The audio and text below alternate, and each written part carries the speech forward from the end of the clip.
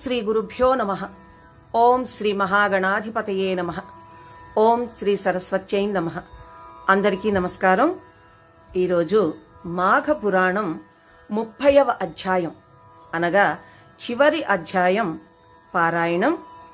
మాఘమాసమందు ఏకాదశి మాహత్యము, క్షీరసాగర మథనము కథ. మాఘమాసమందు నదీ స్నానం చేసి మాఘమాస వ్రతాన్నాచరించిన వారికి అశ్వమేధయాగము చేసినంత ఫలితము కలుగును. అట్లే ఈ మాఘమాస ఏకాదశి వ్రతం చేసి ఉపవాసము ఉన్నవారు వైకుంఠ ప్రాప్తిని పొందగలరు. మాఘమాసమందు ఏకాదశి వ్రతమును అనరించి సత్ఫలితాన్ని పొందిన దేవతల కథని వినగలరు. పూర్వకాలంలో ఒకనాడు దేవతలు, రాక్షసులు క్షీరసాగరాన్ని మధించి అమృతాన్ని పొందాలి అనే అభిప్రాయానికి వచ్చారు. మందర పర్వతాన్ని కవ్వముగాను, వాసుకి అనే సర్పాన్ని ఆ కవ్వము ఒక్క తాడుగాను చేసి క్షీరసాగరాన్ని మధించసాగారు. తలవైపు రాక్షసులు, తోకవైపు దేవతలు ఉండి మధిస్తూ ఉండగా మొదట లక్ష్మీదేవి పుట్టింది. విష్ణుమూర్తి లక్ష్మీదేవిని భార్యగా స్వీకరించాడు. తరువాత ఉచ్చైశ్రవము అనే గుర్రము, కామధేనువు, కల్పవృక్షము ఉద్భవించాయి. వాటినన్నింటినీ దేవేంద్రుడు విష్ణుమూర్తి ఆదేశంపై భద్రపరిచాడు. తిరిగి పాల సముద్రాన్ని మధించగా లోక భీకరమైన ఘన తేజస్సుతో ఒప్పారేటువంటి అగ్నితుల్యమైన హాలాహలము అనేటువంటి విషం వచ్చింది.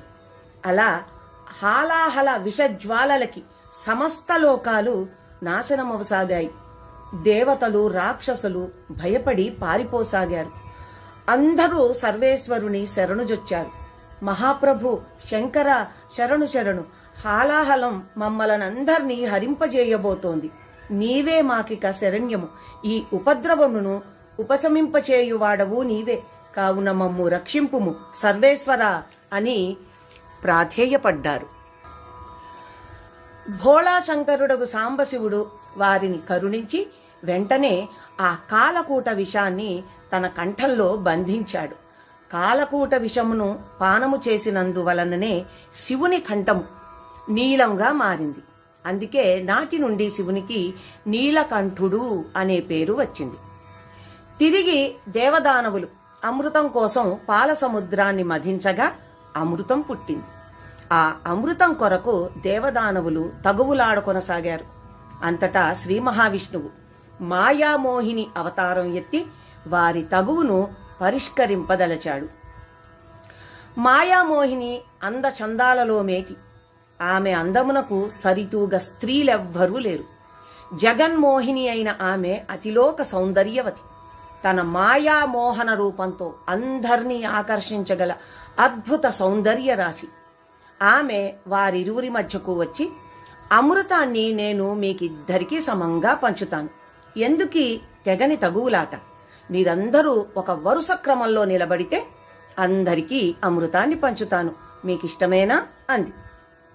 దేవదానవులు దానికి అంగీకరించారు. ఆమె అద్భుత సౌందర్యానికి పరవశించి రాక్షసులు కూడా మారు మాట్లాడలేదు. దేవతలందరూ ఒక వరుసలోనూ, రాక్షసులందరూ మరొక వరుసలోనూ నిలబడ్డారు. జగన్మోహిని 2 భాండాలని తీసుకొని ఒకదాని యందు సురని, మరొక దానిలో అమృతాన్ని నింపి నర్తిస్తూ, మురిపిస్తూ, మైమరపిస్తూ తన వయ్యారపు నడకలతో చిరునవ్వులు చిందిస్తూ రాక్షసులను ఊరిస్తూ వారికి తెలియకుండా సురను రాక్షసులకు, అమృతాన్ని దేవతలకి పోయసాగింది. మందభాగ్యులైన రాక్షసులు ఇదేమీ గమనించకుండా ఆమె అద్భుత సౌందర్యానికి మురిసిపోతూ పరవశింపసాగారు. ఈ విధంగా రాక్షసులను తన వలపు వయ్యారాలతో ఊరిస్తూ సురను మాత్రమే పోస్తోంది. అమృతాన్ని మాత్రం దేవతలకి పోయసాగింది. ఈ కనికట్టును గమనించిన రాహువు, కేతువు అనే 2 రాక్షసులు చాకచక్యంగా మాయా దేవతలుగా మారి దేవతల పంక్తిలో కూర్చుని అమృతాన్ని పానం చేశారు. రాహుకేతువులు చేసిన ఆగడాన్ని కనిపెట్టిన జగన్మోహిని కోపించింది. తన చక్రాయుధంతో వారి తలను నరికివేసింది. వారి గొంతు నుండి అమృతం ఇంకనూ దిగనందున వారిరువురు చనిపోయిరి. ఈ మోసమునకు రాక్షసులు దేవతలు గొడవపడ్డారు. చివరకు రాక్షసులు విసుగు చెంది అమృతం మాకక్కరలేదు, మాకేం భయం లేదు అనుకుంటూ వెళ్ళిపోయారు. శ్రీ మహావిష్ణువు మిగిలిన అమృతాన్ని దేవేంద్రునికి ఇచ్చాడు. త్రిమూర్తులు ముగ్గురు అదృశ్యమయ్యారు. దేవేంద్రుడు అమృత భాండాన్ని భద్రపరుచుచుండగా 2 చుక్కలు విధివశాత్తు నేల రాలాయి. అవి పడిన చోట 2 దివ్యమైన మొక్కలు పెరిగాయి. అవే పారిజాత వృక్షం, తులసి మొక్కలు. సత్రాజిత్తు అనే మహారాజు వాటికి నీరు పోసి పెంచసాగాడు. మరికొంత కాలానికి పారిజాత వృక్షం పుష్పించసాగింది. అద్భుతమైన సువాసనలను వెదజల్లసాగింది. ఒకనాడు దేవేంద్రుడు అటువైపుగా పోతూ పారిజాతపు పుష్ప వాసనకు పరవశించి ఒక పువ్వును కోసుకుని తన భార్య అయిన శచీదేవికి ఇచ్చాడు. మిగిలిన వారందరూ కోరగా మరలా వచ్చాడు. రహస్యముగా పువ్వులను కోయదలచి తోటలో ప్రవేశించాడు. కాని అంతకు ముందే ఎవరో తమ తోటలోని పారిజాత పువ్వులను అపహరిస్తున్నారు అనే అనుమానమొచ్చిన సత్రాజిత్తు శ్రీ మహావిష్ణువు పూజ చేసి మంత్రించిన అక్షతలను పారిజాత పువ్వులపైనను వనమందంతటా చల్లాడు. దేవేంద్రుడు పారిజాత పువ్వును త్రెంచుతుండగా అక్షింతల ప్రభావము వలన, విష్ణు మహిమ వలన మూర్ఛపోయాడు. ఈ వార్త తెలిసిన దేవతలందరూ నారదుణ్ణి బ్రతిమలాడగా నారదుడు కృష్ణుని వద్దకు పోయి విషయాన్ని వివరించాడు. అంతటా కృష్ణుడు తన మామగారైన సత్రాజిత్తు వద్దకు బయలుదేరాడు. సత్రాజిత్తు మిక్కిలి భగవద్భక్తి పరాయణుడగుటచే అమోఘమైన శక్తితో అలరారసాగాడు. భగవంతుడైన శ్రీకృష్ణుడు అతనికి శ్రీ మహావిష్ణువు రూపమున కనిపించి అతనికి వరప్రసాదమునరించి అమృతతుల్యమగు పారిజాత వృక్షాన్ని దానికి అర్హుడగు దేవేంద్రునికే ఇప్పించాడు. అట్లే తులసిని తన సన్నిధిలో ఉండమని చెప్పగా నాటి నుండి తులసి శ్రీ మహావిష్ణువు సాన్నిధ్యంలో ఆయనతో సమానంగా పూజలందుకొనసాగింది. అందుచే తులసిని పూజించినచో సకల సౌభాగ్యములు సిద్ధించును.